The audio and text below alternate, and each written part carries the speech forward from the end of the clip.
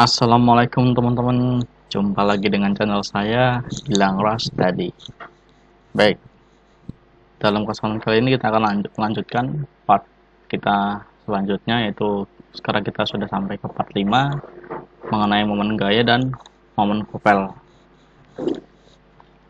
Nah, sebelum melakukan perhitungan terhadap suatu momen, secara umum sih perlu diketahui dulu simbol sama lambang-lambangnya gimana. Nah, di sini dalam pengenalan saya sudah rangkum beberapa simbol dalam lambang mengenai momen sama dengan M atau satuannya ton atau kilogram meter. Lalu gaya sama dengan P atau K, satuannya ton atau kilogram. Lalu jarak sama dengan A atau D, satuannya M atau sentimeter. Lalu rumusnya adalah M sama dengan P kali A atau P kali D. P bisa sebagai K, A bisa sebagai D.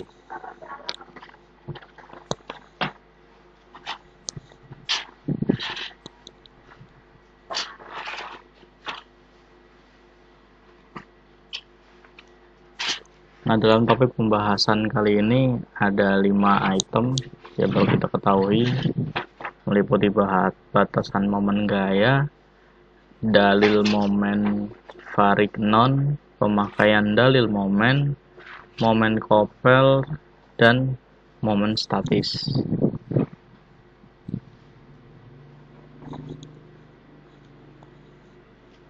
Kita masuk ke batasan momen gaya.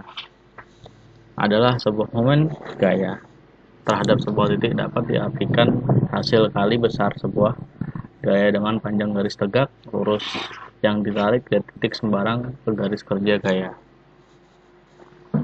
Bisa dikerucutkan lagi bahwa momen gaya adalah hasil kali besarnya gaya dengan lengan atau jarak. Nah, di sini perlu diketahui bahwa momen terjadi disebabkan oleh gaya yang dianggap berputar sepanjang jarak tertentu. Dalam hal ini momen dibedakan menjadi dua, yaitu positif dan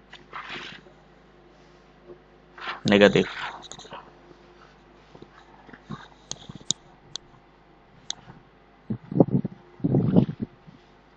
Nah, ini adalah contohnya momen positif dan negatif. Kita bisa lihat di gambar, yang positif secara jarum jam dengan yang negatif melawan.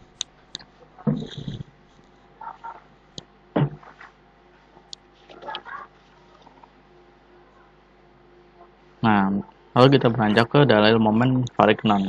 Dari namanya sudah jelas kan, jika berasal dari nama orang atau tokoh. Karena Varignon menemukan dalil yang sangat penting dalam perhitungan kekuatan konstruksi bangunan. Karena dalam hal ini banyak bekerja gaya-gaya, dan dari beberapa gaya yang bekerja didapatkan momen. Bunyinya, momen resultan suatu susunan gaya yang terletak sembarang di sebuah bidang terhadap sebuah titik sembarang. Dalam hal ini adalah P di bidang gaya-gaya itu sama dengan jumlah menurut aljabar dari momen yang diketahui. Nah, membuktikannya diperlukan dua buah gaya yang bekerja satu titik tangkap dengan mencari R dengan jajaran genjang gaya, lalu didapat pengganti dua gaya P1 dan P2. Nah, seperti itu. Apabila masih ada gaya lain, maka dicari penggantinya R1, yaitu membuat jajaran genjang R dengan gaya yang ketiga. Nah, di sini ada gambar juga keterangan. Garisnya banyak sih, karena kan tadi banyak juga kan terjadi beberapa garis. Kita bisa lihat di situ ada garis bermacam-macam. Nah, pada rumit saya sudah menjelaskannya, mempersingkatnya, meringkasnya. R gede dan R besar atau RR adalah luas berganda delta PAD. P2A2 luas berganda PAB. P1A1 adalah luas berganda delta PAC. Dan ternyata bahwa 2 kali luas delta PAD sama dengan PAHR. Kita bisa lihat di gambar. Nah, seperti itu. Seterusnya. Dan jika dimasukkan pada persamaan 1 di atas, maka PAHR sama dengan PA kali H2 kurangin PA kali H1 atau HR sama dengan H2 kurangin H1. H kecil ya. Lalu apabila DS sejajar dengan AP, maka BD sama dengan CAF. Nah, sehingga BD atau ACF dan BD sama dengan CA. Maka CAF sehingga BE CF sama dengan H1. Jadi HL sama dengan H2 kurangin EB sama dengan H2 kurangin 1. Lalu terbukti. Yang perlu diperhatikan bahwa letak titik P di atas sembarang, sehingga apabila titik P digeser di mana saja boleh dan akan memberikan hasil yang sama.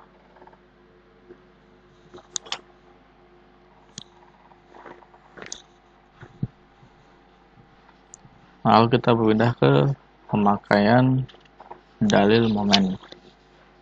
Adalah apabila dua gaya yang sejajar merupakan uraian dari sebuah gaya P yang diketahui, sedangkan dua gaya yang sejajar mempunyai arah yang sama, maka gaya P yang terletak di antara dua gaya yang sejajar dan mempunyai arah sama dengan dua gaya yang sejajar. Kita bisa lihat contoh gambar.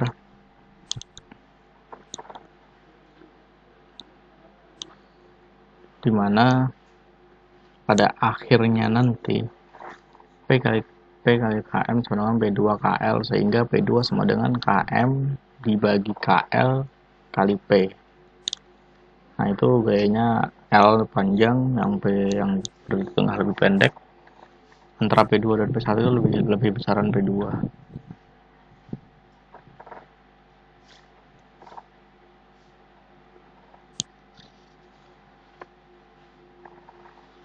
Lalu kita ke momen kopel.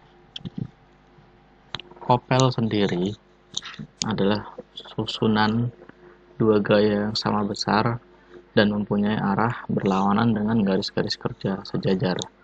Nah, jika momen kopel sendiri, kalian tambahin momen, lalu menjadi hasil kali dari salah satu gaya K dengan lengannya, atau bisa dalam kurung corak antara garis kerja yang sejajar, disertai dengan tanda berputarnya, tanda positif bila arahnya searah jarum jam, lalu kebalikannya untuk tanda negatif, yaitu berlawanan. Ini kita punya contoh yang positif dan yang negatif.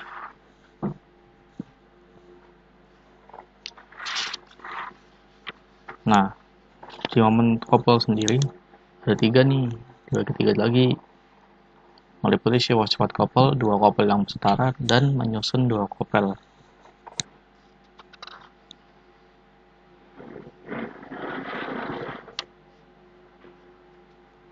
Sifat-sifatnya adalah suatu kopel memberi suatu sifat rotasi dalam bidang datar kopel. Suatu kopel boleh dipindahkan pada bidang datar tempat kopel berada dan pada bidang datar yang sejajar dengan bidang datar kopel itu sendiri.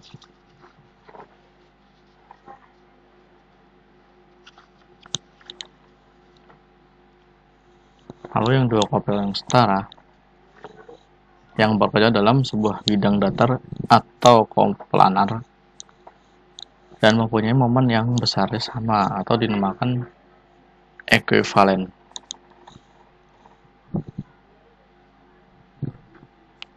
Lalu menyusun dua kopel. Kopel-kopelnya letaknya pada sebuah bidang datar dapat dijumlahkan secara aljabar. Sehingga MR sama dengan M1 tambah M2 sama dengan, itu bacanya kalau teman-teman tahu boleh ada masukan, aku agak lupa sih untuk bacaannya. Sigma atau apa kalau nggak salah. P1 kali A1. Dalam hal ini kopel dapat disebutkan sebagai skalar. Nah, momen statis adalah jumlah aljabar dari hasil kali gaya dengan jaraknya terhadap suatu titik yang ditinjau. Nah, berikut gambarnya, di mana MA P1 kali A1 tambah P2 kali A2 tambah P3 kali A3. Berurutan ya. Nah, untuk momen statis sendiri ada dua, terhadap titik dan terhadap tumpuan. Nah, ini adalah gambar terhadap titik, di mana MB sama dengan P1 L kali 1 tambah P2 tambah P3 kali L2 dan P4 dalam kurung L2 tambah L3. Seperti itu. Nah, itu P2-nya naik dan yang lain turun. Lalu terhadap tumpuan. Besaran momen pada tumpuan A, MA sama dengan P kali A kurangi RP dalam kurung A tambah B. Besaran momen pada tumpuan B, MB sama dengan RA dalam kurung A tambah B kurangin P kali B. Nah, dari beberapa yang sudah kita bahas sebelumnya dalam part ini, saya sudah merangkum ada 4 poin-poin dasar, yaitu yang pertama, mendimensi adalah menentukan ukuran yang efektif dan efisien untuk mengetahui beban gaya yang bekerja, yaitu beberapa momen maksimum. Lalu yang kedua, momen terhadap sebuah titik dapat diartikan hasil kali besar gaya dengan gaya tarik tegak lurus yang ditarik dari sebuah titik sembarang ke sebuah gaya yang bekerja. Nah, rumusnya M sama dengan P kali A. M adalah momen, P adalah gaya, A adalah jarak. Nah, momen kopel adalah hasil kali suatu gaya K dengan lengannya dalam kurung jarak antara garis kerja yang sejajar. Sedangkan momen statis adalah jumlah aljabar dari gaya-gaya dengan jaraknya terhadap suatu titik yang ditinjau. Oke teman-teman, terima kasih sudah melihat dan semoga bermanfaat buat teman-teman sekalian. Jika ada pertanyaan boleh lanjut di komentar. Terima kasih.